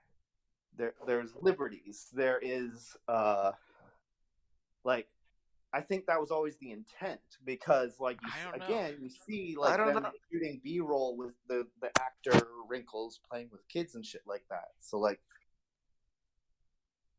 I just feel like if that was the intent, why not just make it like that? Like I really started to get invested in the thing when they revealed the truth about it. And that was in the last like 25-30 minutes, when it was just the story of like a viral video sensation. I was just like, okay, I kind of get it now. But like, what was the point of all that preamble? It just felt like they were trying to pad for time. That's the worst part about it, is that it feels like they had 20 minutes of footage and they had to pad out to a 90-minute movie. But would it have worked? Would it have worked in its message if you revealed it earlier on in the film, or does it hit a little harder because it's at the very end and they're basically saying like, hey, like everything you just watched is bullshit? That's the troll. If the film didn't already feel like bullshit, then it would. because of all that preamble, the message didn't really hit for me at all. Yeah, and if the film didn't already feel like bullshit up until that point, it would have hit harder, but it did. It felt like the whole time I was like, I don't buy any of this. This is also unconvincing. All of the kids feel like they're acting. All of the parents look awkward and uncomfortable, not in a way that's believable. Like the high five felt like a camera direction. It just all felt fake to me, but not in the way that felt intentional. Just in the way that felt like, oh, you guys just don't know what you're doing, and you don't know how to cover up all the fake stuff. I don't know, man. I don't buy it. I just don't. And I mentioned earlier, like it feels like they had nothing. It feels like they didn't have much of a story to go on. So they just keep padding it out with the same points and the same perspectives over and over and over again. It's like, look, if you want to make a short documentary, make a short documentary, but don't pretend it's a 90-minute movie. And that just drove me nuts. Like, I was kind of somewhat with it at the beginning, but the more it went along, the more it just drove my patience, and the ending just made me want to throw my TV at the wall. It just made me so angry. Man, it was just like, I was just like, okay, a story about a clown, cool. And then when they just started getting into the kids, I'm just like, I am so bored. What is the point of this? I was laughing, man. Like, it was just so like I said, just so unconvincing. And it's kind of what could have saved the movie was some interesting filmmaking, but it all feels very standard. Like it didn't feel like properly edited in any way. It felt like it just kind of had the bare essentials. It felt like a film student movie. Like it's just nothing about the filmmaking was grabbing me on top of everything else, and that could have saved the movie at least somewhat. It was like an interesting style and some interesting ending choices, but even in that regard, it just really didn't grab me. There's just nothing to latch on to for me. Maybe I just had a different experience with it because I watched the movie with my parents, and funny enough, like they were so furious. They were like yelling at the screen during that first two acts. Like they were just like, "Oh my god, like this is so fucked up. Like I can't believe parents hire this clown to scare the shit out of kids." And then like when the thing is revealed at the end, they were like, "Oh, thank God it's not real." Like I don't know, maybe I just had a better viewing experience with it. I fucking love this documentary. Like, I think it's the ultimate troll, but it's a troll with purpose. Like, I think it is saying something in that third act. Right. I 100% agree. Your enjoyment on this movie is going to hinge on that third act. But fair enough. Like, I do agree. It is probably going to be a very divisive film. I personally loved it, but if it didn't grab you guys, then fair enough. Like it didn't grab you. And the way you like pitched this to me, it did preface it that there was like a third act reveal of some kind. That this was, in your opinion, one of the better like third act reveals. So I was expecting something like that to happen. I wasn't expecting that, but I guess I was kind of prepared for it and I was looking forward for it. So maybe that's why I also um enjoyed that element. And it is more a comment on media than clowns themselves and kind of the image of them in the media. But it shows how people will take this idea and they'll kind of take it all different kinds of ways. And all it started with was just a picture of a clown's face with the name Wrinkles and then a phone number. And there's this kind of, element to people interacting with that. And I did think, the first two halves of the documentary were interesting in looking at the history of it and looking at how these characters are played in the media. They showed clips of It and Killer Clowns from Outer Space, which were two other movies we were considering for this episode at one point. But I felt like those looked at clowns more superficially anyway, so I didn't think they really got into it. I mean, the whole reason that this episode came about was because we did a Cold War episode more than a year ago. Um, and Nathan came on last minute after we were talking about the death of Stalin, and he's like, "This is actually a clown movie, but they're not wearing makeup." And then he gave a whole explanation. I just thought that was so fascinating, and I thought, it'd be interesting to do a clown episode. The funny thing is, I hate clowns. Um, not the art form in and of itself, but they always just kind of unnerved me. And this documentary kind of helped explain why that is. And I thought, you know, we were only 10 episodes into the show way back then. And I thought, wouldn't it be funny if this was episode 69 and we look at like some of the most perverse like clown movies with Joker or The Day the Clown Cried. And then the other one I even had in mind was Jackass. Because I do think that shows maybe clowning more so in practice and in real life. But It kind of it does in a way. It does in a way because Jackass is like the funny thing about clowning. I'm gonna go off on a tangent here. I go think for it. clown. The one thing that I did find interesting was like the little 5 minute segment where they talked about the origin of clowns in this movie, where it's just like, and they said that like clowns don't talk, which is true. We were trained not to talk. Clowns don't talk, and that's because there's a universality to the humor of clowning, which is the universal language of shame. And Jackass is very similar to that, in that I think Jackass is one of the funniest movies of like, where you know all three, I guess, or I guess four Jackasses now are some of the funniest movies ever made, because it's the most universal humor. It's the most universal humor that you can see, because it's just people getting hurt and people, having these shameful, cringe-inducing situations, which is what clowning is all about. It's subjecting the audience to to these visceral feelings, which is all about watching these visceral feelings, which are brought on by watching someone subject themselves to a particular like cringe-inducing situation. Like I'll talk about so we all had solo acts at the end of the class, and they were all supposed to make the audience laugh, but in different kind of ways. And my act was that I don't know, have I told the story on the show before? Or? Tell it again, because I Tell it think again. For first time yeah. viewers, tell it again. Play it again, Sam. Go for it. Okay, so my clown's name was Fresh Stink, and my whole gimmick was that I was just this disgusting, lascivious. I like to call him a pervy magician who sucked at magic. And what I wore was a pair of biker boots, Pink Floyd Dark Side of the Moon pajama pants, this disgusting pair of gray tidy whities over those pants, a bathrobe, that was mostly like I wore it open, like it was tied, but it was open. You could see the meat show, and then this fuzzy cape, and then obviously my nose, and then a tie as a headband. And I'll preface this by saying that one of the rules of clowning is that if your nose falls off, is this something that I can give away? I'm not sure. There were a lot of secrets involved in this class that I'm not allowed to give away. But what you'll see when you watch a clown show is that if their nose falls off, they got to get that shit back on like as soon as possible because they're not allowed to be seen without it. It's a part of them. So my act was I strutted into the room, and I fucking the audience as I did it, and I had this big brown grocery bag, and I set it down on the table, and then I took a towel out of the bag, and I very sensually sort of put the towel over the table like a tablecloth. Again, still fucking the audience with my eyes as I did this.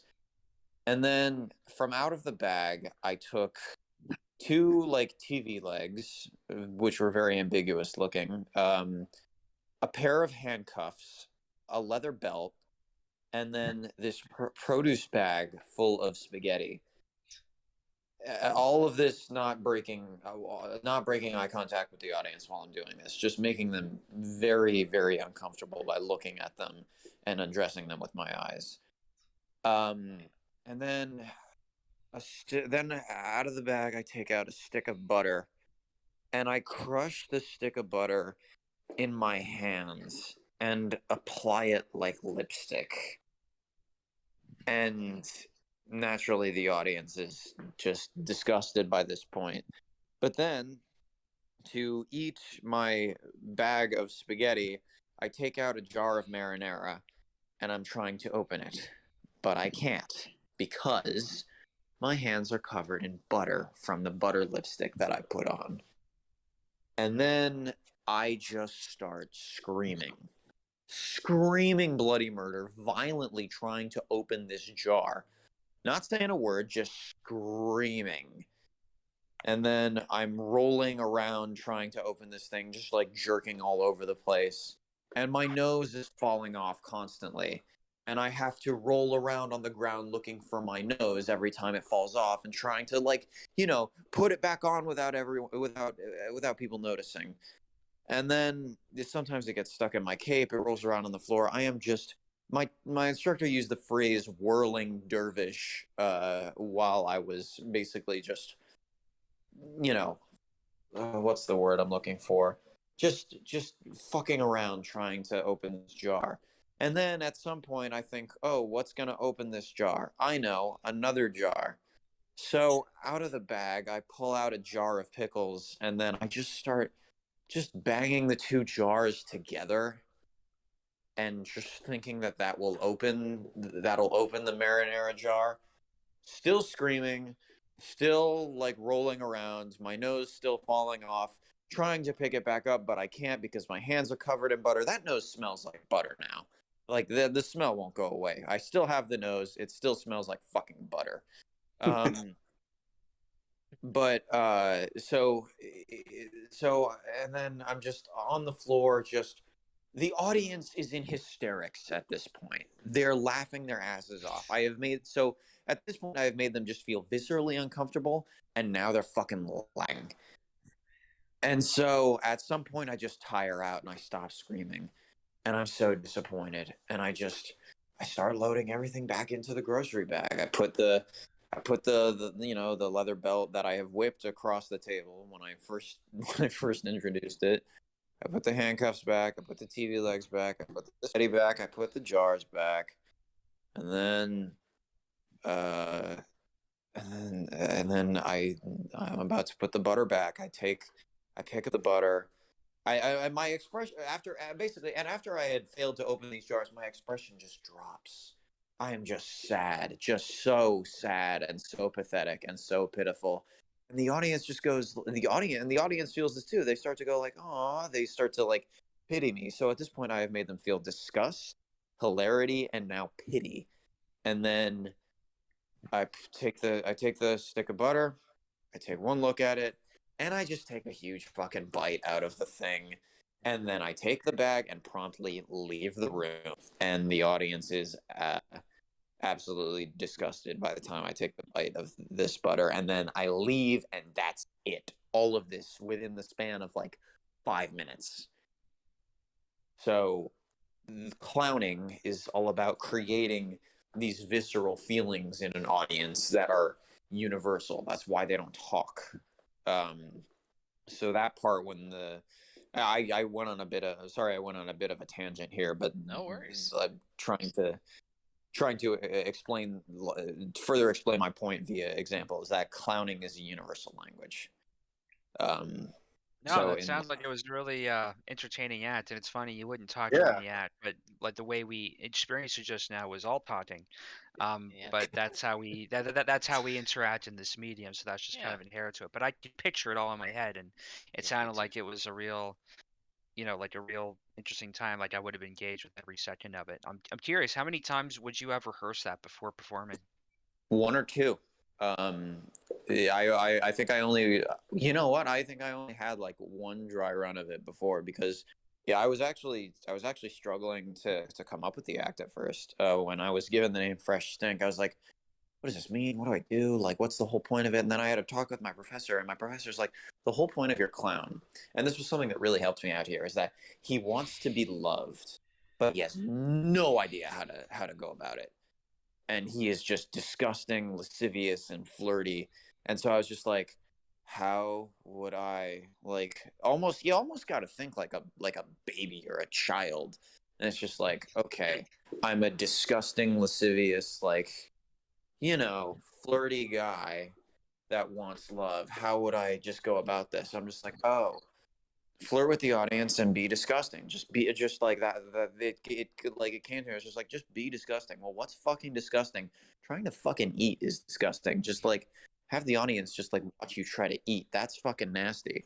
The first run of the act that I had, I just had some old ribs that I brought in a little container, and I tried to eat them, and they were just fucking nasty. So most of Oh. the act was just the audience watching me eat these old ribs and like spitting back onto the back into the, like, into the container. So I really only had like I really only had one or two dry runs of this, and then like I figured out the butter and the jars. Like I think I had one run of that before we presented it to audiences. But that was the whole um like there were several other clowns in that class, and we all had acts, and they were all different. Like my buddy Connor, his clown name was Stray Dog, and his act, he comes in with this like big like water polo coat that goes all the way down to his feet, and this Russian hat, and he's got a nose too. We all had, like most of us had noses, unless it interfered with the act directly. But his act was he comes in carrying a box on a string, and he sets the box down on the floor in front of him. He sits down in front of the box, and he's got these like green little army men hidden in his clothes. And his whole act is that he's just trying to stand them up. That's all it is. He's just trying to stand up the army men. And whenever they would fall over, whenever he'd try to put them up and they'd fall, he would salute them and the audience would laugh. But his whole thing was that he was doing this for the audience's approval. But here's the thing, he was scared of the audience. So something that wasn't rehearsed, something that happened that wasn't in rehearsal, is like when he presented his act to the audience and he stood up all the army men, the audience clapped and cheered for him, and he was so scared and ran out of the room, carrying the box on the string behind him. The box, like running into the string going through the doorway, and then the box being closed behind the door. But the thing about the act of clowning is that so much of it hinges on the audience. That's why it wouldn't be as like I I say that I wish I taped I say that I wish I taped the act, but so much of the act hinges on the audience being there, and so much of how the act goes is influenced by the audience, by the audience's reaction. Um, because Stray Dog did first being scared by the audience and running away. That's just something that naturally happens. So that's like every clown is trying to create emotions in people nonverbal through nonverbal acts, through these acts that are trying to just elicit a pure, a pure kind of emotional response from people. So that's the part of that's the part of Wrinkles, the clown, the little explanation that they had about that I think they did get spot on about about That's clowns. very fascinating. If anything, that I'm gonna kind of say this. If anything, that kind of makes me like this documentary even more, and makes me think that maybe this documentary knows about clowning a little bit more than it leads on. Because you're saying that like the essence of clowning is getting a reaction out of the audience. The documentary kind of does that. I've seen it with my parents, at least, I got that out of it. And then the kicker at the end is that it drops its pants and reveals like the truth behind it, which may be like peering behind the curtain. Is that like a disservice to clowning? Like you said with the nose, that like you should never reveal a clown should never be seen without its nose. Would you say that maybe this documentary at the very end is like its nose falling off in a sense? A little bit, because we were taught, like, when we took this class, there were a lot of secrets that were bestowed upon us, secrets that secrets that we all have to like keep to this day, and that we cannot reveal to we can't, like, any actor or any person who will ever possibly take a clown class, we are not supposed to reveal the secrets, because learning them is I don't know, man. It's like a weird version of the fucking Jedi. That's what that it's like, yeah, it's like a weird version of the Jedi. There are all these secrets that we guard from. Like, if I could tell you about some of the exercises that we did, there was this one in particular that we are sworn to keep secret, but that was just so harrowing for quite a few of us. I remember I had a rough time with this. I had a rough time with this exercise, but it was one of the formational exercises that that birthed my clown. But it was like, it just would like he just like there was an ambiguous name to it, and our instructor wouldn't tell us anything about it, and we had to come into class like after hours. Like, we didn't do it during normal class hours, because he's like, there's no way that he's just like, there's a chance that this might exceed normal class hours. So we had to come in at like 5 o'clock on a Friday, and we didn't leave till like 8. Wow.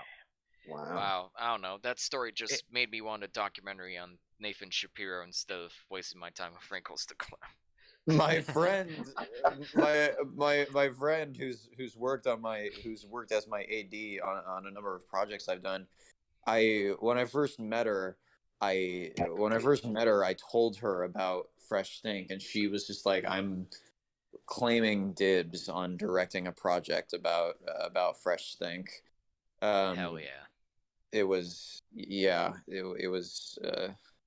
So you may get to see that documentary. You may get to see that documentary. I can't yet. wait, man. I will mark my I'd pay calendar. money to see that. I'd buy that for $1 and then some. I'd pay for But, a $30 movie ticket to go see it.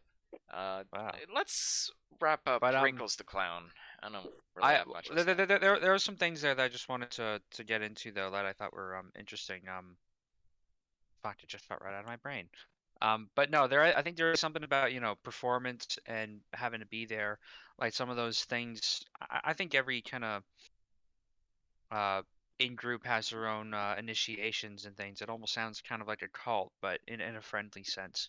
Like, I don't think that there's nothing nefarious in clowning other than these kind of scare clowns, I suppose. But it is interesting kind of how that insular community kind of builds up these ideas around these secrets, and they kind of are all hindered into the art of the thing.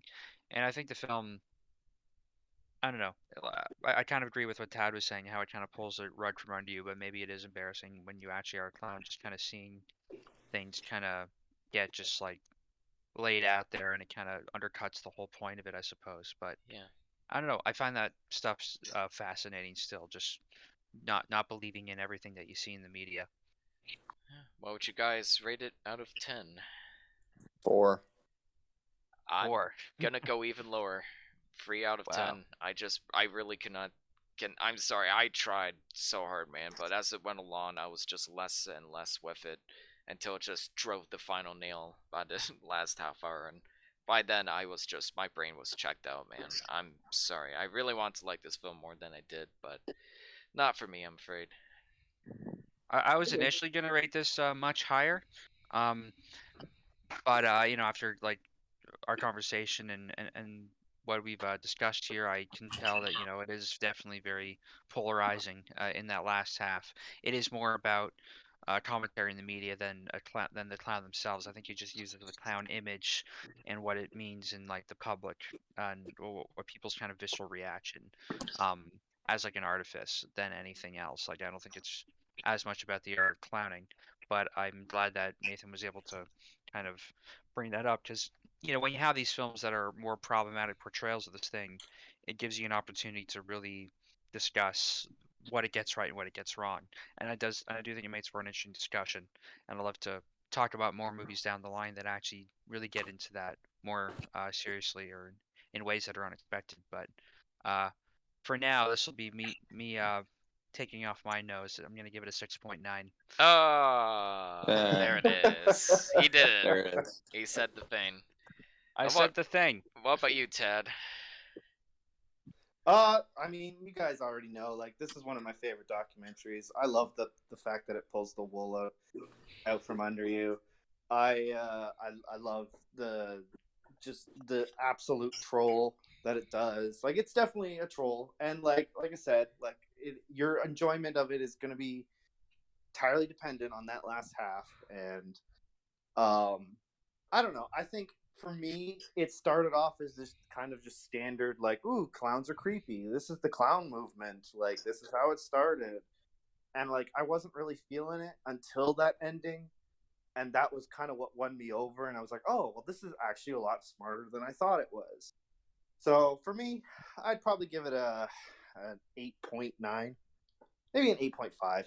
Sounds good. Right on. Uh, Meanwhile, Steven just posted his review, giving it 2 stars. And I'm just gonna read what it says. Imagine taking 20 minutes of material, being generous, and having to just make up random bullshit to pad out the runtime to 75 minutes. A poorly made documentary with an insulting lame twist. 2 out of 10. Steven, we connected. I didn't know it was Wow. possible, but we connected. But Good no, job. I like films like this that get different reactions out of people. I find that's more revealing and interesting. Like we really get to like core tenets of perception with films like this. Like people will see these things very differently. And then there was another thing I was trying to get back to, but Nathan, after hearing the way your act is, where the core idea is you want to be loved, you want attention, but you have no idea how to get it. I think that's a very apt metaphor for how a lot of people live their lives, and I feel like Oh yeah. that's an element that clowning really taps into, and it is that universal language of shame. And I do think that that's very powerful stuff, and also what makes it so engaging, but also very uncomfortable for people to see. Where I think clowning itself, would you say it's a very polarizing art form for people these days? I mean, I feel like most people don't necessarily understand the art form. I think that the perception of clowns is sort of, bogged down by the whole idea of the birthday clown. I think that's the most common perception of the clown, when it's just like the classic, almost, if we're going back to like medieval era, you know, idea of a clown is what we were instructed. There's different kinds of clown. Like there's the funny stories. Like there's a clown type called buffoon, which is just supposed to be just this idiot animal. And when we had a day training in this form, oddly enough, the women's basketball team at the University of Oregon walked in on our little exercises where we were all behaving like animals, like animals. And our professor had to go to the team and just be like, "Hey, look, we booked this room. Like, nothing to see here. Please leave. Like, don't distract them. They're in the middle of something." It's like How do you being in explain your that? being in your clown being in your clown, or in your clown, is kind of like it's almost like a trance like experience. It's almost like a Jekyll and Hyde sort of thing, where your clown is like your dirty reflection of you. It's your clown is a fractured mirror of you. it's your mess, everything messy or unkempt about you. It is that sort of personified and rolled into a whole being, a whole persona. So one thing that our instructor tried to make sure that we knew is that he's just like, your clown is not you. It is a cracked mirror of you, but it is not you. Do not think that you are your clown, because that is a dangerous that is a dangerous way of thinking. Now, there is a part of me that, there's a part of me that, like, you should connect to your clown. Just like the whole idea of like wanting to be loved, but having no idea how to do it. Like, I'm just like, no, I get that. That is kind of a part of me. I understand that. I am not my clown, but my clown is a part of me. Um, Also, a funny tidbit about Joker. This girl I used to date, when I met her, Ah. she tweeted, "Is it a red flag if he goes to see Joker on opening day?" That is But the greatest I'm date just story I've ever heard. I'm just picturing your professor going up. Ladies, please, we're having a group masturbation session. Don't interrupt. No, Yeah, it I'm was. picturing the scene in South Park where like the girl gets breast implants and all of the boys are like out dating her. They're like, oh, oh, oh, I mean, we kind of were. We kind of were acting like that, and then the women's basketball team kind of strolls in, just being like, "Uh, we have this room, and our professor John is just like, just give us a minute." They're almost done. It's almost a done. group Almost bonding done. experience. Come back in like 3 minutes. Actually, come back like 10 minutes. You know what? We'll call you. We'll let you know when we're done. We'll call you. Just wait outside. Like 15 minutes. But I think there's an element to truth. I do think that there should be a clear separation between your act and who you are, just so you don't get involved in that. I do think that these films kind Absolutely. of show the danger of what happens when people kind of don't have this, like, kind of have these like split personalities, I suppose. You know, Joker kind of becoming what he is, but it is kind of like a predestined villain journey. And I do think that's interesting. And then earlier today, this seemed very fitting, so I posted it earlier. There was an Oscar Wilde quote saying, "Man is least himself when he talks in his own person. Give him a mask, and he will tell you the truth." Mm, Damn. yeah. That's a lot of truth in that, and don't get obsessed over your idealized version of someone either. Like, you're just setting yourself up for disappointment. And thank you guys so much. You guys didn't disappoint. Thank you so much, Nathan, for joining in and giving us your fantastic origin prequel story of Fresh Stink the Clown. And thank you, Oh, of Tad, for course. your insights on Wrinkles the Clown. You're both fantastic this episode. Thank you guys so much. We have a very interesting episode lined up next week.